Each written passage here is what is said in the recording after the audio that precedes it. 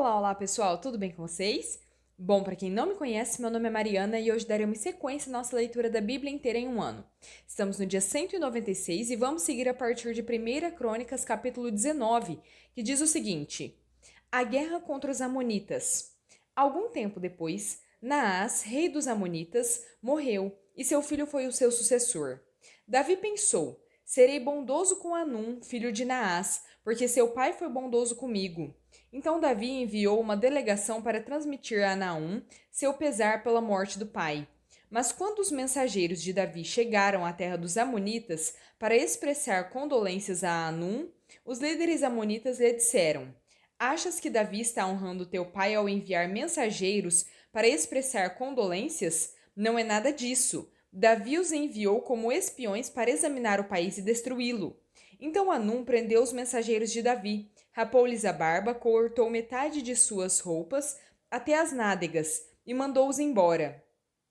Quando Davi soube disso, enviou mensageiros ao encontro deles, pois haviam sido profundamente humilhados, e mandou-lhe dizer-lhes: Fiquem em Jericó até que a barba cresça, e então voltem para casa. Vendo Anum e os amonitas que tinham atraído sobre si o ódio de Davi, alugaram da Mesopotâmia, de Aram, Maaca e de Zobá, carros de guerra e condutores de carros, por 35 toneladas de prata. Alugaram 32 mil carros e seus condutores. Contrataram o rei de Maaca com suas tropas, o qual veio e acampou perto de Medeba. E os amonitas foram convocados de suas cidades e partiram para a batalha.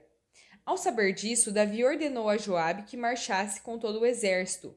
Os amonitas saíram e se puseram em posição de combate na entrada da cidade, e os reis que tinham vindo posicionaram-se em campo aberto. Vendo Joabe que estava cercado pelas linhas de combate, escolheu alguns dos melhores soldados de Israel e posicionou-os contra os arameus. Pôs o restante dos homens sob o comando de seu irmão Abisai e posicionou-os contra os amonitas. E Joabe disse a Abisai: Se os arameus forem fortes demais para mim, venha me ajudar. Mas se os amonitas forem fortes demais para você, eu irei ajudá-lo.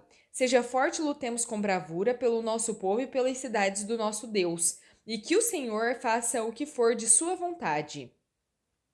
Então Joabe e seus soldados avançaram contra os arameus, que fugiram dele. Quando os amonitas viram que os arameus estavam fugindo de Joabe, também fugiram de seu irmão Abisai e entraram na cidade. Assim Joabe voltou para Jerusalém. Ao perceberem os arameus que haviam sido derrotados por Israel, enviaram mensageiros para trazer arameus que viviam do outro lado do Eufrates, e Sofaque, o comandante do exército de Adadezer, veio à frente deles. Informado disso, Davi reuniu todo Israel e atravessou o Jordão. Avançou contra eles e formou linhas de combate defronte deles. Mas, começando o combate, eles fugiram de diante de Israel, e Davi matou 7.000 dos seus condutores de carros de guerra e 40.000 dos seus soldados de infantaria. Também matou Sofaque, o comandante do exército deles. Quando os vassalos de Adadezer viram que tinham sido derrotados por Israel, fizeram a paz com Davi e se sujeitaram a ele, e os arameus não quiseram mais ajudar os amonitas. 1 Crônicas 20. A conquista de Rabá. Na primavera seguinte, na época em que os reis saem à guerra, Joabe conduziu o seu exército até a terra dos amonitas e a arrasou. Enquanto Davi ainda estava em Jerusalém, Joabe cercou Rabá, a capital, atacou-a e a deixou em ruínas. Davi tirou a coroa da cabeça de Moloque, uma coroa de ouro de 35 quilos, ornamentada com pedras preciosas, e ela foi colocada na cabeça de Davi. Ele trouxe uma grande quantidade de bens da cidade e trouxe também os seus habitantes, designando-lhes trabalhos com serras, picaretas de ferro e machados. Davi fez assim com todas as cidades amonitas. Depois voltou com todo o seu exército para Jerusalém. Guerras contra os filisteus. Houve depois disso uma guerra contra os filisteus em Gezer. Naquela época, Sibecai de Uzate matou Sipai, um dos descendentes dos Refaíns, e os filisteus foram subjugados. Noutra batalha contra os filisteus, Elanã, filho de Jair, matou Lame, irmão de Golias, de Gate, que possuía uma lança cuja haste parecia uma lançadeira de tecelão. Noutra batalha em Gate, Havia um homem de grande estatura e que tinha 6 dedos em cada mão e 6 dedos em cada pé, 24 dedos ao todo. Ele também era descendente de Rafa e desafiou Israel, mas Jonatas, filho de Simei, irmão de Davi, o matou. Esses eram descendentes de Rafa em Gate e foram mortos por Davi e seus soldados. 1 Crônicas 21. O recenseamento e a sua punição. Satanás levantou contra Israel e levou Davi a fazer o recenseamento do povo. Davi disse a Joabe e aos outros comandantes do exército: Vão e contem os israelitas desde Berseba até Dan e tragam-me um relatório para que eu saiba quantos são. Joabe, porém, respondeu: Que o Senhor multiplique o povo dele por 100, ó rei meu senhor. Não são, porventura, todos eles súditos do meu senhor? Por que o meu senhor deseja fazer isso? Porque deveria trazer culpa sobre Israel. Mas a palavra do rei prevaleceu, de modo que Joabe partiu, percorreu todo Israel, e então voltou a Jerusalém. Joabe apresentou a Davi o relatório com o número dos homens de combate. Em todo Israel havia 1.100.000 homens habilitados para o serviço militar, sendo 470.000 de Judá. Mas Joabe não incluiu as tribos de Levi e de Benjamim na contagem, pois a ordem do rei lhe parecera absurda. Essa ordem foi reprovada por Deus, e por isso ele puniu Israel. Então Davi disse a Deus: Pequei gravemente com o que fiz. Agora eu te imploro que perdoes o pecado do teu servo, porque cometi uma grande loucura.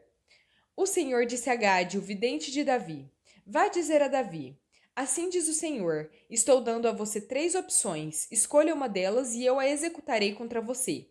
Gade foi a Davi e lhe disse: Assim diz o Senhor: Escolha entre 3 anos de fome, 3 meses fugindo de seus adversários, perseguido pela espada deles, ou 3 dias da espada do Senhor, isto é, 3 dias de praga, com o anjo do Senhor assolando todas as regiões de Israel. Decida agora como devo responder àquele que me enviou. Davi respondeu: É grande a minha angústia. Prefiro cair nas mãos do Senhor, pois é grande a sua misericórdia, a cair nas mãos dos homens. O Senhor enviou assim uma praga sobre Israel, e 70.000 homens de Israel morreram. E Deus enviou um anjo para destruir Jerusalém. Mas quando o anjo ia fazê-lo, o Senhor olhou e arrependeu-se de trazer a catástrofe e disse ao anjo destruidor: Pare, já basta. Naquele momento, o anjo do Senhor estava perto da eira de Araúna, o Jebuseu. Davi olhou para cima e viu o anjo do Senhor entre o céu e a terra, com uma espada na mão, erguida sobre Jerusalém. Então Davi e as autoridades de Israel, vestidos de luto, prostraram-se com o rosto em terra. Davi disse a Deus: Não fui eu que ordenei contar ao povo? Fui eu que pequei e fiz o mal. Estes não passam de ovelhas. O que eles fizeram? Ó Senhor meu Deus, que o teu castigo caia sobre mim e sobre minha família, mas não sobre o teu povo. Depois disso, o anjo do Senhor mandou Gade dizer a Davi que construísse um altar ao Senhor na eira de Araúna, o Jebuseu. Davi foi para lá, em obediência à palavra que Gade havia falado em nome do Senhor. Araúna estava debulhando o trigo. Virando-se, viu o anjo, e ele e seus 4 filhos que estavam com ele se esconderam. Nisso chegou Davi, e quando Araúna ouviu, saiu da eira e prostrou-se diante de Davi, com o rosto em terra. E Davi lhe pediu: Ceda-me o terreno da sua eira para eu construir um altar em honra ao Senhor, para que cesse a praga sobre o povo. Venda-me o terreno pelo preço justo. Mas Araúna disse a Davi: Considera o teu, que o meu rei e senhor faça dele o que desejar. Eu darei os bois para o holocausto, o debulhador para servir de lenha e o trigo para a oferta de cereal. Tudo isso dou a ti. O rei Davi, porém, respondeu a Araúna: Não, faço questão de pagar o preço justo.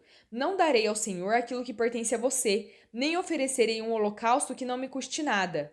Então Davi pagou a Araúna 7,2 kg de ouro pelo terreno. E Davi edificou ali um altar ao Senhor e ofereceu holocaustos e sacrifícios de comunhão. Davi invocou o Senhor e o Senhor lhe respondeu com fogo que veio do céu sobre o altar de holocaustos. O Senhor ordenou ao anjo que pusesse a espada na bainha.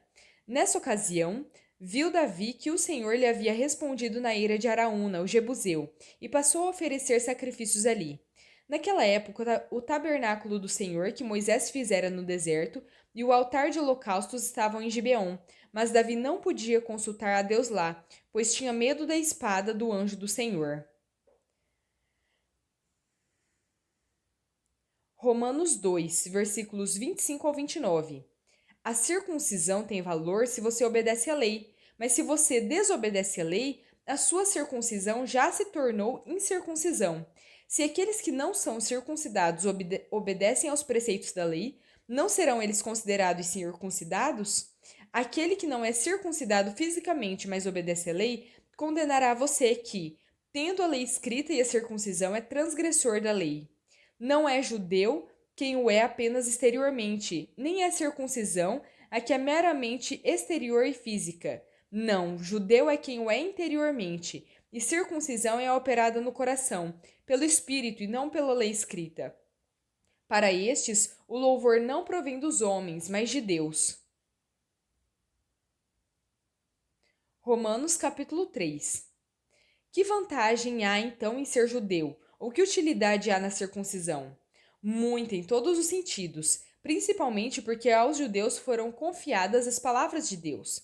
Que importa se algum deles foram infiéis? A sua infidelidade anulará a fidelidade de Deus?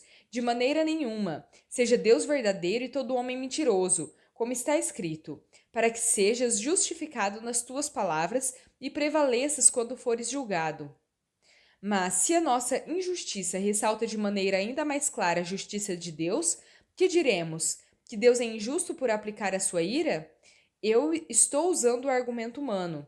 Claro que não. Se fosse assim, como Deus iria julgar o mundo? Alguém pode alegar ainda: se a minha mentira ressalta a veracidade de Deus, aumentando assim a sua glória, por que estou condenado como pecador?